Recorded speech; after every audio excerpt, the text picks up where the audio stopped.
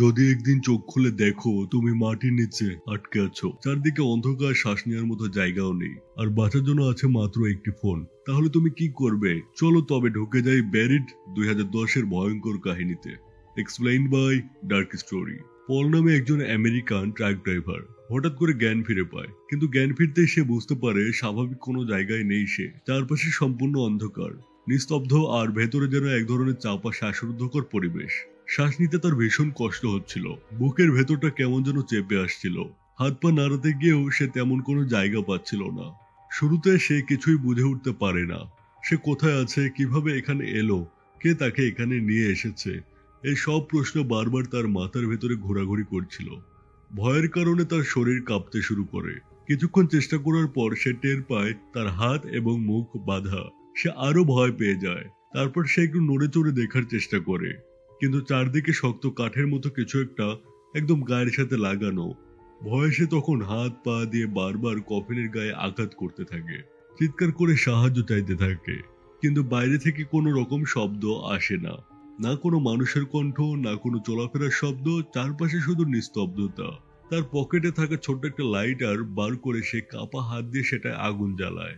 আলোর ঝলকানিতে সে দেখতে পায় সে একটা ছোট কাঠের কফিনের ভেতরে শুয়ে রয়েছে। চারদিক মাটি দিয়ে ঢাকা, আর তার চারপাশে একটু ফাঁকা জায়গা নেই, যেন জীবন্ত অবস্থায় তাকে কবর দিয়ে রাখা হয়েছে। এখন তার মাথার ভেতরে যেন বাজ পড়ে যায়। সে আবার জোরে জোরে চিৎকার করতে থাকে, কিন্তু কিছুতেই কোনো সাড়া মেলে না। এমনিতেই ভেতরে অক্সিজেন খুবই কম, তার উপরে এত চিৎকার আর নড়াচড়া করলে তো আরো দ্রুত দম বন্ধ হয়ে যেতে পারে। এই ভয়টা তার মাথায় কাজ করতে শুরু করে। ধীরে ধীরে সে নিজেকে শান্ত করার চেষ্টা করে। ভারী শ্বাস নিয়ে চোখ বন্ধ করে ঠান্ডা থাকার চেষ্টা করতে থাকে সে। তারপর সে লাইটারের আলো দিয়ে কফিনের চারপাশটা আবার ভালো করে খেয়াল করে দেখে। কিছুক্ষণ পর সে লক্ষ্য করে কফিনের একপাশে একটা ধারালো পেরেক বের হয়ে আছে। তখন সে ধীরে ধীরে সেই পেরেকের দিকে হাত বাড়িয়ে অনেক কষ্টে বারবার টান দিয়ে কেটে কেটে তার হাতের বাঁধনটা খুলে ফেলে। হাত মুক্ত হতে সে একটু স্বস্তি পায়, তবে সমস্যার সমাধান এখনো হয়নি। সে এখনো সেই কফিনের ভেতরেই আটকা। সে আবারও আশেপাশে হাত ঘোরায়, কফিনের কোনো পাশ দিয়ে বের হওয়ার কোনো রাস্তা খুঁজে পাওয়া যায় কিনা, কিন্তু কোথাও কোনো ফাঁক নেই। চারদিকে শক্ত কাঠ আর মাটি দিয়ে ঘেরা। কিছুক্ষণ পর সে লক্ষ্য করে তার পায়ের কাছাকাছি একটা মোবাইল ফোন পড়ে আছে। হাত দিয়ে সেটা আনা সম্ভব ছিল না, তাই সে খুব কষ্ট করে পা নাড়িয়ে ধীরে ধীরে ফোনটা নিজের বুকের কাছে নিয়ে আসে। কিন্তু মোবাইলের স্ক্রিনে যে লেখা ছিল সেটা ছিল আরবি ভাষায়। সে কোনো মতো মোবাইলের সেটিংসে গিয়ে ভাষা চেঞ্জ করে এবং তাড়াতাড়ি ইমার্জেন্সি নাম্বারে কল করে দেয়। ফোনের ওপাশ থেকে একজন মহিলা রিসিভ করে। সে জানতে চায় তার নাম, ঠিকানা আর লোকেশন, কিন্তু পল কাপা গলায় বলে, আমাকে একটা কফিনের ভেতরে আটকে রাখা হয়েছে, আমি শ্বাস নিতে পারছি না, আমি জানি না আমি কোথায় আছি, প্লিজ আমাকে বাঁচান। কিন্তু সে নিজেও জানে না সে এখন ঠিক পৃথিবীর কোন জায়গায় বন্দী হয়ে আছে। পল এবার খুব ভালোভাবে বুঝে যায় সে একেবারে ফেঁসে গেছে। এই কফিনের ভেতর থেকে বের হওয়া বাস্তবিক কোনো রাস্তা নেই, কোনো মানুষ নেই, কোনো সাহায্য নেই। চারপাশে শুধু অন্ধকার, নিস্তব্ধতা আর মৃত্যু ভয়। এক মুহূর্তের জন্য সে সব চেষ্টায় থামিয়ে দেয়, চুপচাপ শুয়ে শুধু তার পরিবারের কথা ভাবতে থাকে। তার স্ত্রী, তার ঘর, তার স্বাভাবিক জীবন, সবকিছু যেন এখন তার চোখের সামনে ভেসে উঠছে। সে বিদেশে এসেছিল জীবিকার জন্য, কিন্তু এখন সেই জীবনই তার কাছ থেকে কেড়ে নেওয়া হতে চলেছে। কিন্তু এভাবে শুধু হাল ছেড়ে দিলে হবে না, তাকে এখান থেকে বের হওয়ার জন্য যে কোনো উপায় খুঁজে বের করতেই হবে। তাই আবারও হতাশ না হয়ে সে মোবাইলটা হাতে নিয়ে চেক করে, আর তখনই সে খেয়াল করে তার মোবাইলে একটা মিসড কল এসেছে, সম্পূর্ণ অপরিচিত একটা নাম্বার থেকে। পল তখন সাথে সাথে সেই নম্বরটা কফিনের গায়ে লিখে রাখে, যেন পরে ভুলে না যায়। এরপর খুব দ্রুত সে আবার সেই নম্বরে কল দেয়। কিছুক্ষণের মধ্যেই ওপাশ থেকে একজন লোক ফোনটা রিসিভ করে। লোকটির কণ্ঠ শুনেই বোঝা যাচ্ছিল যে সে একজন ইরাকি। ফোনের ওপাশ থেকে ওই লোকটি বলে, তুমি যেহেতু আমেরিকান, তাহলে নিশ্চয়ই তুমি একজন সোলজার, ইরাকে এসেছো আমাদের শেষ করার জন্য, তাই না? কিন্তু পল তৎক্ষণাৎ তাকে বোঝানোর চেষ্টা করে যে সে কোনো সৈনিক নয়। সে বলে, আমি একজন সাধারণ মানুষ, আমি শুধু একটা কোম্পানিতে ট্রাক ড্রাইভারের চাকরি করি, জীবনে কাউকে কষ্ট দেয়নি, কারো ক্ষতি করিনি, আমি এখানে যুদ্ধ করতে আসিনি। কিছুক্ষণ চুপ থেকে ওই লোকটি বলে, যদি তুমি সত্যি একজন ট্রাক ড্রাইভার হয়ে থাকো, তাহলে তোমার পরিবারকে বলো আমাদের 50 কোটি টাকা দিতে, তাহলেই আমরা তোমাকে এখান থেকে বের করে আনবো। এটা শুনে পল হতবাক হয়ে যায়। সে কাঁপা কণ্ঠে উত্তর দেয়, আমার কাছে যদি এত টাকা থাকতো ভাই, তাহলে আমি কি নিজের দেশ ছেড়ে এখানে এসে ট্রাক ড্রাইভারের কাজ করতাম?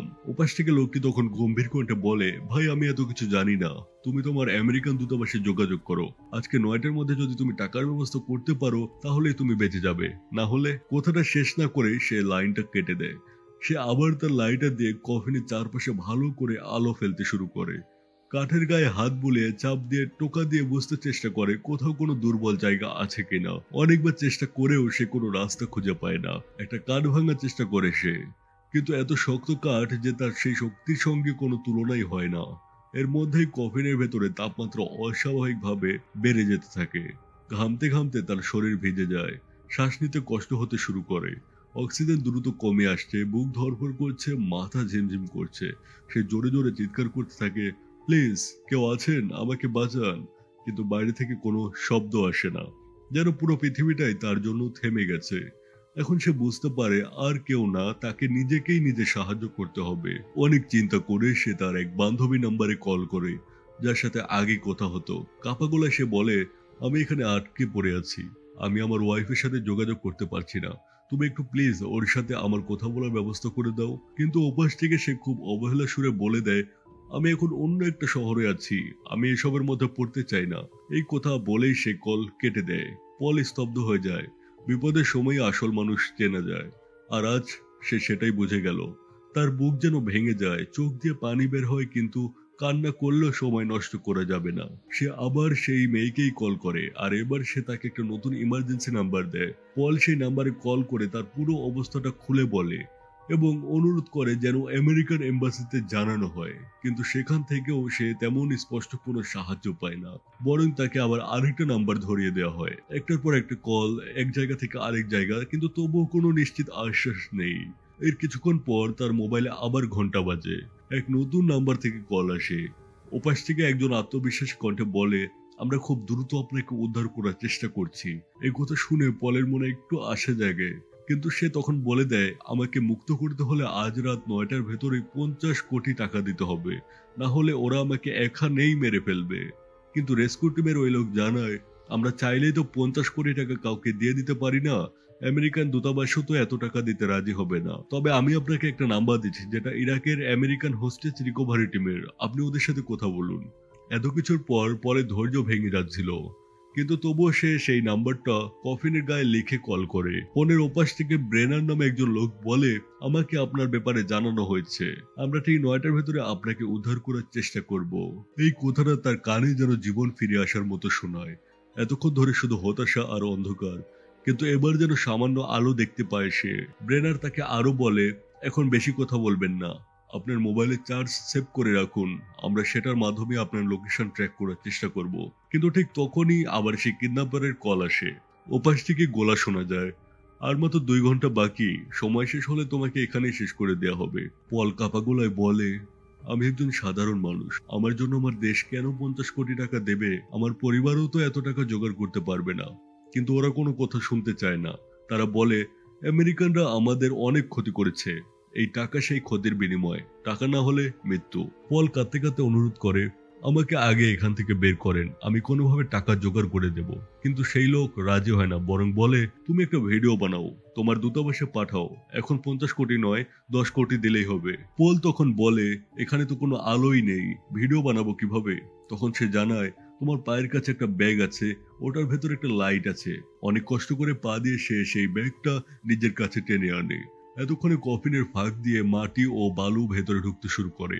শ্বাস নেওয়া আরো কঠিন হয়ে যায়। ব্যাগ খুলে সে একটা ছোট লাইট পায়, কয়েকটা অতিরিক্ত ব্যাটারি পায় এবং একটা ছোট ছুরিও খুঁজে পায়। এমনকি একটা চিরকুটও পায়, যেখানে লেখা, আমেরিকান দূতাবাস কখনোই রাজি হবে না। এটা পরে সে বুঝতে পারে কেউই আসলে তার জন্য টাকা দেবে না, তাই সে আর ভিডিও বানায় না, কাগজটা ছুঁড়ে ফেলে দেয়। শেষবারের মতো সে আবার তার ওয়াইফকে কল করার চেষ্টা করে, কিন্তু কোনো সাড়া পায় না। এখন তার কাছে একটাই কথা পরিষ্কার, তার দেশ তাকে বাঁচাতে আসবে না। সে আবার ইমার্জেন্সি নাম্বারে কল করে আর তাদেরকে কিডন্যাপারের নাম্বার দেয় আর অনুরোধ করে, যেভাবেই হোক না কেন আমাকে এখান থেকে বের করে আনুন। ওপাশ থেকে তাকে বলা হয়, আপনি যেহেতু আরেকটা দেশে আছেন, তাই আমরা সহজেই কিছু করতে পারি না, আমাদের ওই দেশের অনুমতি লাগবে। পল তখন বলে, আমি কোনো সন্ত্রাসী না, আমি একটা সাধারণ মানুষ, শুধু একটা ট্রাক ড্রাইভার, আমার সাথে এটা কেন হচ্ছে?